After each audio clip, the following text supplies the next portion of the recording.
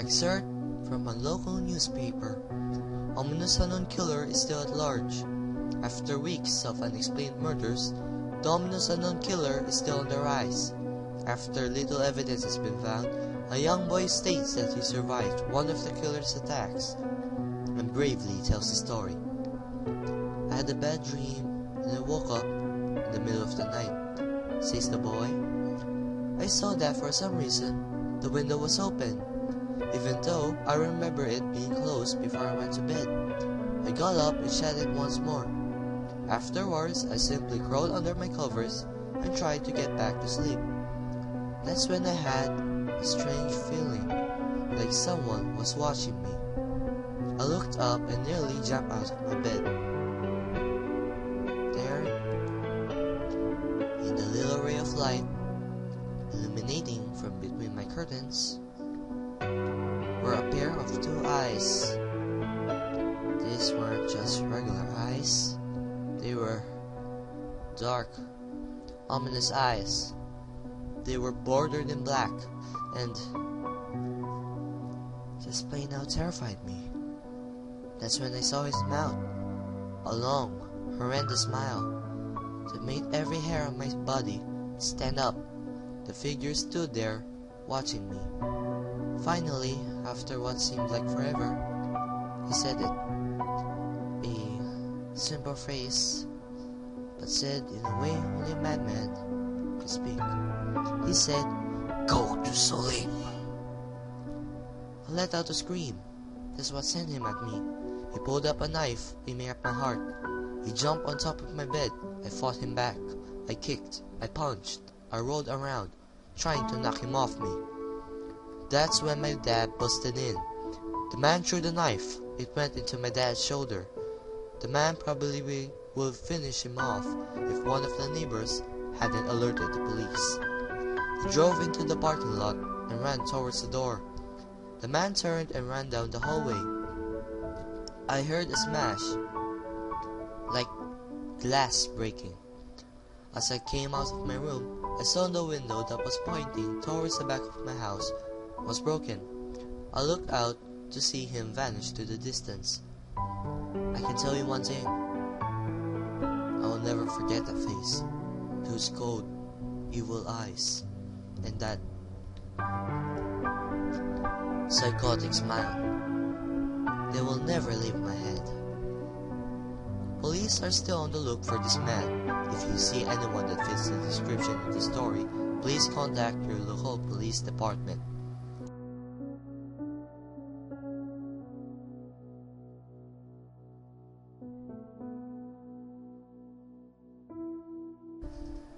Jeff and his family had just moved into a new neighborhood.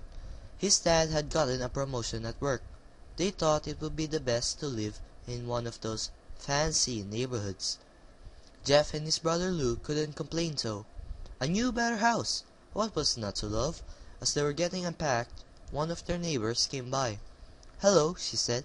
"I'm Barbara. I live across the street from you. Well, I just wanted to introduce myself and to introduce my son." She turns around and calls her son over.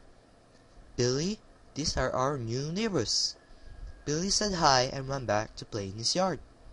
"Well," said Jeff's mom, "I'm Margaret, and this is my husband Peter, and my two sons, Jeff and Lou." They each introduced themselves. Then Barbara invited them to her son's birthday. Jeff and his brother were about to object, when their mom said that they would love to. When Jeff and his family are done packing, Jeff went up to his mom. "Mom, why would you invite us to some kid's party?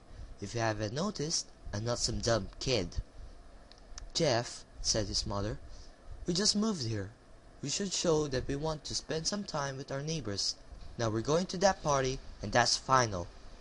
Jeff started to talk, but stopped himself, knowing that he couldn't do anything. Whenever his mom said something, it was final. He walked up into his room and plopped down on his bed. He sat there looking at the ceiling when suddenly he got a weird feeling.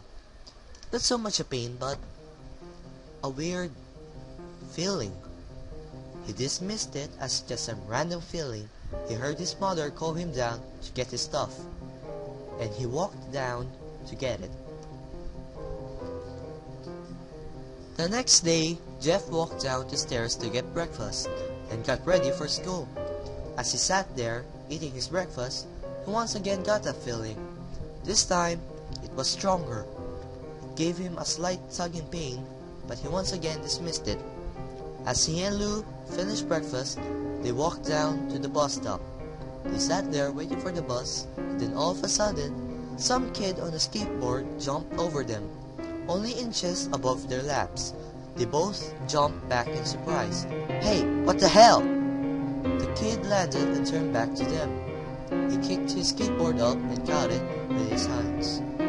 The kid seems to be about 12, 1 year younger than Jeff. He wears an Aeropostale shirt and ripped jeans. Well, it looks like we got some new meat. Suddenly, 2 other kids appeared. One was super skinny and the other was huge. "Well, since you're new here, I'd like to introduce ourselves. Over there is Keith." Jeff and Lou looked over to the skinny kid. He had the dopey face that you would expect a sidekick would have. "And he's Troy?" They looked over at the fat kid. Talk about a tub of lard. This kid looked like he hadn't exercised since he was crawling. "And I," said the first kid, "am Randy. Now for all the kids in this neighborhood, there is a small prize for bus fare. If you catch my drift." Lou stood up, ready to punch the lights out of the kid's eyes, when one of his friends pulled a knife on him. "I had hoped you would be more cooperative, but it seems you must do this the hard way." The kid walked up to Lou and took his wallet out of his pocket. Jeff got that feeling again. Now it was truly strong, a burning sensation. He stood up, but Lou gestured him to sit down. Jeff ignored and walked up to the kid. "Listen here, you little punk. Give back my bro's wallet, or else."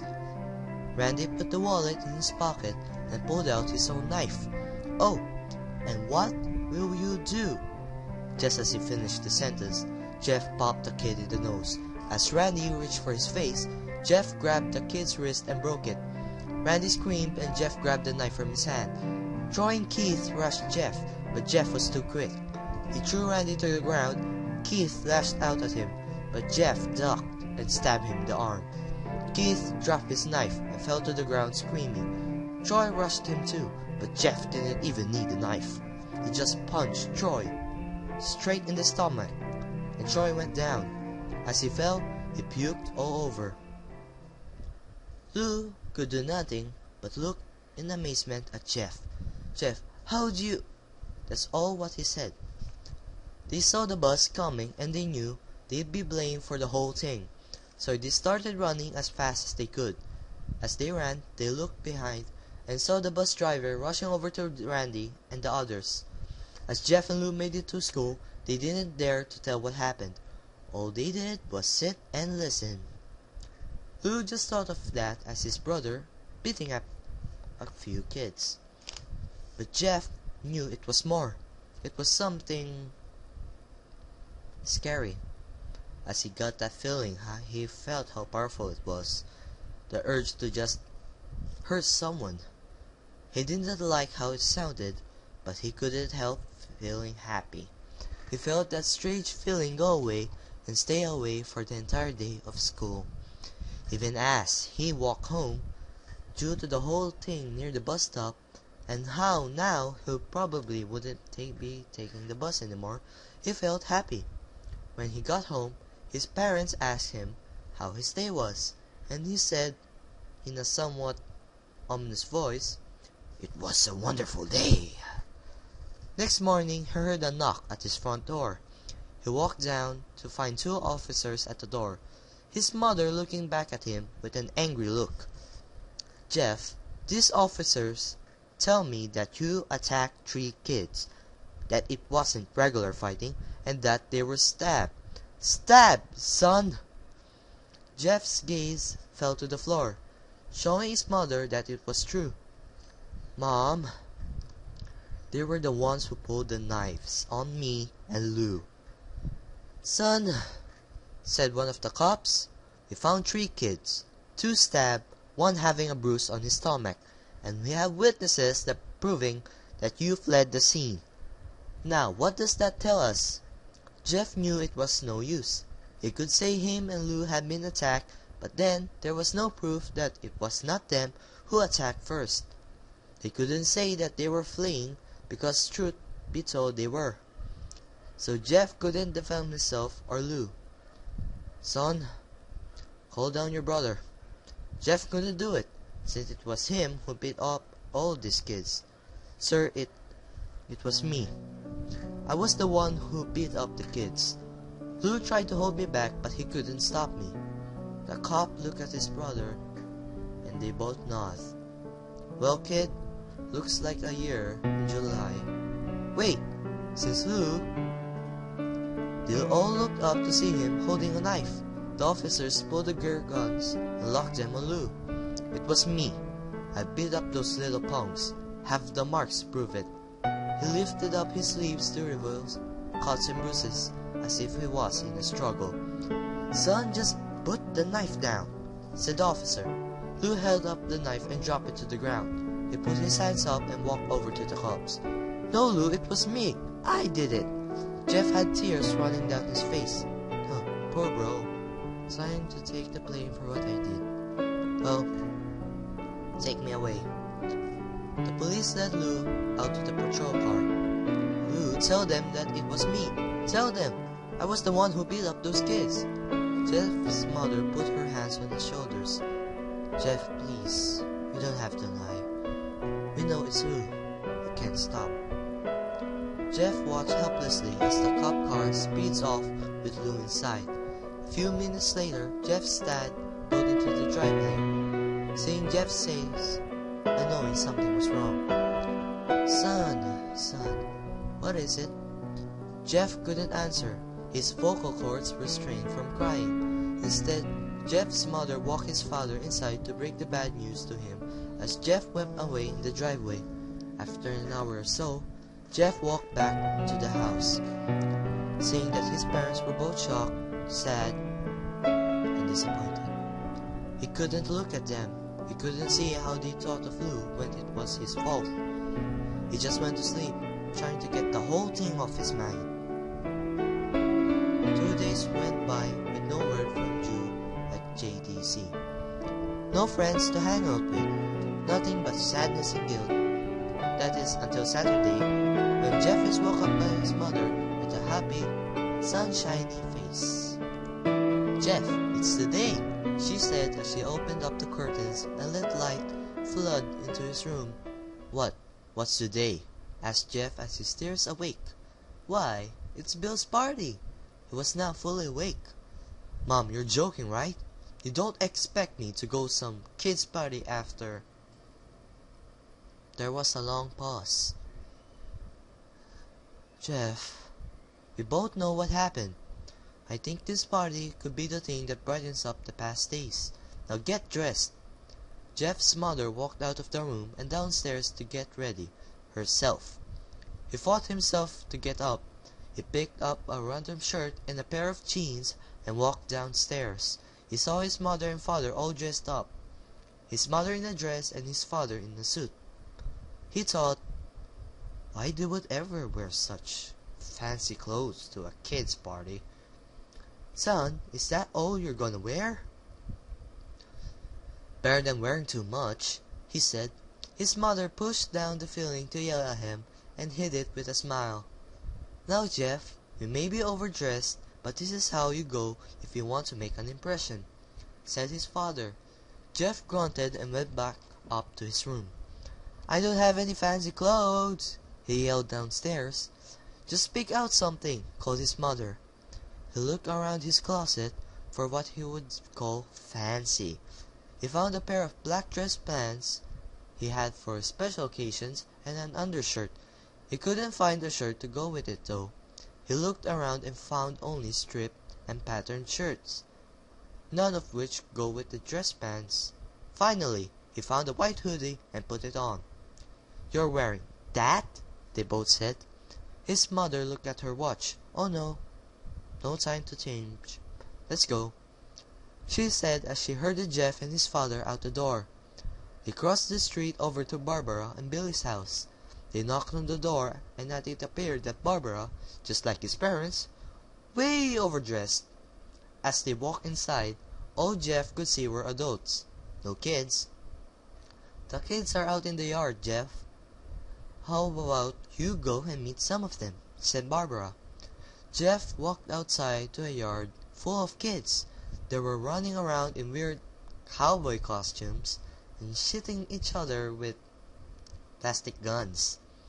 He might as well be standing in a Toys R Us. Suddenly, a kid came up to him and handed him a toy gun and a hat. "Hey, wanna play?" he said. "Ah, no kid. I'm way too old for this stuff." The kid looked at him with that weird puppy dog face. "Please?" said the kid. "Fine," said Jeff. He put on the hat and started to pretend shoot at the kids. At first he thought it was totally ridiculous, but then he started to actually have fun. It might have been super cool, but it was the first time he had done something that took his mind off of Lou. So he played with the kids for a while until he heard a noise. A weird rolling noise. Then it hit him.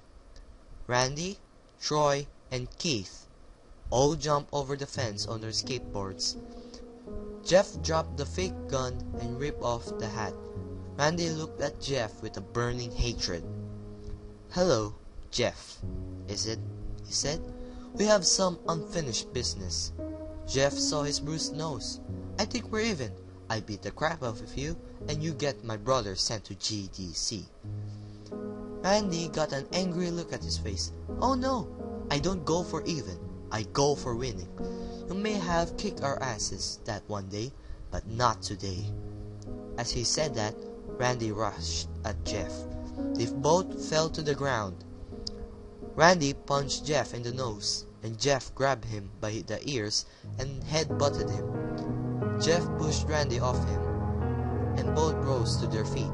Kids were screaming and parents were running out of the house. Troy and Keith both pulled guns off their pockets. "No one interrupts or guts will fly," they said. Randy pulled a knife on Jeff and stabbed it into his shoulder. Jeff screamed and fell into his knees. Randy started kicking him in the face. After 3 kicks, Jeff grabs his foot and twists it, causing Randy to fall to the ground. Jeff stood up and walked towards the door. Troy grabbed him. "Need some help?" He picks Jeff up by the back of the collar and throws him through the patio door. As Jeff tries to stand up, he is kicked down to the ground. Randy repeatedly starts kicking Jeff until he starts to cough up blood. "Come on, Jeff, fight me!" He picks up Jeff and throws him into the kitchen. Randy sees a bottle of vodka on the counter and smashes the glass over Jeff's head. "Fight!" He throws Jeff back into the living room. "Come on, Jeff, look at me!" Jeff glances up, his face riddled with blood. "I was the one who got your brother sent to JDC, and now you're just gonna sit there and let him rot in there for a whole year. You should be ashamed." Jeff starts to get up. "Oh, finally, you stand and fight." Jeff is now to his feet, blood and vodka on his face. Once again he gets that strange feeling, the one in which he wasn't felt for a while. "Finally, he's up," says Randy as he runs at Jeff. That's when it happens. Something inside Jeff snaps.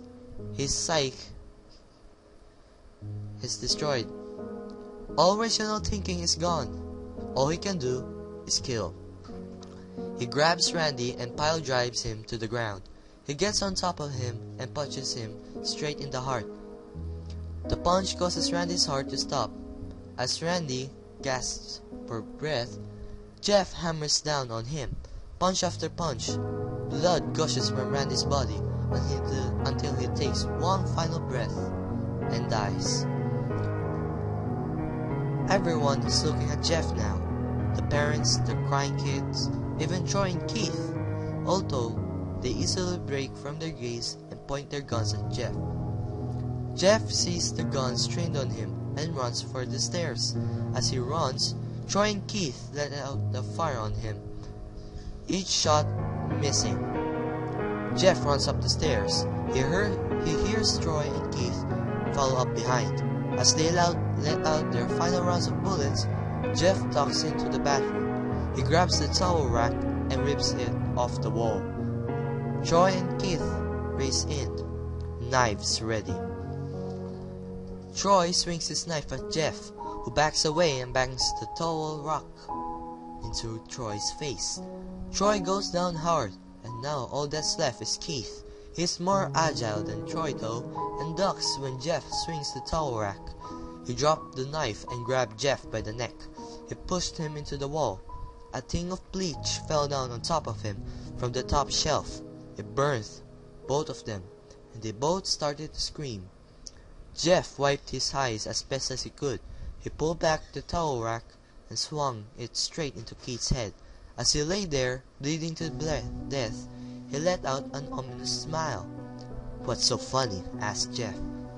Keith pulled out a lighter and switched it on. "What's funny," he said, "is that you're covered in bleach and alcohol." Jeff's eyes widened as Keith threw the lighter at him. As soon as the flame made contact with him, the flames ignited the alcohol in the vodka. While the alcohol burned him, the bleach bleached his skin. Jeff let out a terrible screech as he caught on fire. He tried to roll out the fire, but it was no use. The alcohol that had made him a walking inferno. He ran down the hall and fell down the stairs. Everybody started screaming as they saw Jeff, now a man on fire, dropped to the ground, nearly dead. The last thing Jeff saw was his mother, the other parents trying to extinguish the flame. That's when he passed out. When Jeff woke, he had a cast wrapped around his face. He couldn't see anything, but he felt a cast on his shoulder and stitches all over his body. He tried to stand up, but he realized that there was some chewed in his arm, and when he tried to get out, it fell out. A nurse rushed in. "I don't think you can get out of bed just yet," she said as she put him back into his bed and reinserted the tube. Jeff sat there with no vision, no idea of what his surroundings were. Finally, after hours, he heard his mother. "Honey, are you okay?" she asked. Jeff couldn't answer though. His face was covered and he was unable to speak. "Oh honey, I have great news. After all the witnesses told the police that Randy confessed of trying to attack you, they decided to let Lou go." This made Jeff almost bolt up, stopping halfway, remembering the tube coming out of his arm. "He'll be out by tomorrow, and you two will be able to be together again." Jeff's mother hugs Jeff and says her goodbyes. The next couple of weeks were those where Jeff was visited by his family. Then came the day where his bandages were to be removed. His family were all there to see it, what he would look like. As the doctors unwrapped the bandages from Jeff's face, everyone was on the edge of their seats. They waited until the last bandage holding the cover of his face was almost removed. "Let's hope for the best," said the doctor. He quickly pulls the cloth, letting the rest fall from Jeff's face. Jeff's mother screams at the sight of his face.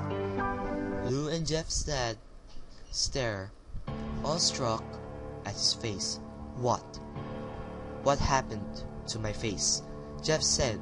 He rushed out of bed and ran to the bathroom. He looked into the mirror and saw the cause of the distress. His face. It's horrible. His lips were burned to a deep shade of red. His face was turned into a pure white color, and his hair singed from brown to black. He slowly put his hand to his face. It had a sort of leathery feel to it now. He looked back at his family, then back at the mirror. "Jeff," said Lou, "it's not that bad." "Not that bad," said Jeff. "It's perfect." His family were equally surprised. Jeff started laughing uncontrollably. His parents noticed that his left eye and hand were twitching. Jeff? Are you okay? Okay? I've never felt more happy. Ha. Ha ha ha. Look at me. This face goes perfectly with me. He couldn't stop laughing. He stroked his face, feeling it, looking at it in the mirror. What caused this? Well, you may recall that when Jeff was fighting Randy, something in his mind, his sanity, snapped. Now he was left as a crazy killing machine. That is, his parents didn't know. Doctor, said Jeff's mom, is my son alright? You know, in the head? Oh yes, this behavior is typical for patients that have been taken very large amount of painkillers. If his behavior doesn't change a few weeks, bring him back here and we'll give him a psychological test. Oh, thank you, doctor. Jeff's mother went over to Jeff. Jeff, sweetie, it's time to go. Jeff looks away from the mirror, his face still formed into a crazy smile. Okay, mommy. His mother took him by the shoulder and took him to get his clothes. This is what came in, said the lady at the desk. Jeff's mom looked down to see the black dress, pants, and white hoodie her son wore. Now they were clean of blood and now stitched together. Jeff's mother led him to his room and made him put his clothes on. Then they left, not knowing that this was their final day of life. Later that night, Jeff's mother woke to a sound coming from the bathroom. It sounded as if someone was crying. She slowly walked over to see what it was. When she looked into the bathroom, she saw a horrendous sight. Jeff had taken a knife and carved a smile into his cheeks. Jeff, what are you doing? Asked his mother. Jeff looked over to his mother. I couldn't keep smiling, Mommy. It hurt after a while. Now I can smile forever. Jeff's mother noticed his eyes, wrinked and back. Jeff, your eyes! His eyes were seemingly never closing. I couldn't see my face. I got tired and my eyes started to close. I burnt out the eyelids so I could forever see myself. My new face. Jeff's mother slowly started to back away, seeing that her son was going insane. What's wrong, Mommy? Aren't I beautiful? Yes, son, she said. Yes, you are. Let me go get Daddy so he can see your face. She ran into the room and shook Jeff's dad from his sleep. Honey, get the gun, She stopped as she saw Jeff in the doorway, holding a knife. Mommy, you lied. That's the last thing they hear as Jeff rushes them with the knife, gutting both of them. His brother Lou woke up, startled by some noise. He didn't hear anything else, so he just shut his eyes and tried to go back to sleep. As he was on the border of the slumber, he got the strangest feeling that someone was watching him. He looked up before Jeff's hand covered his mouth. He slowly raised the knife, ready to plunge it into Lou. Lou thrashed here and there, trying to escape Jeff's grip. Shh, Jeff said. Just go to sleep.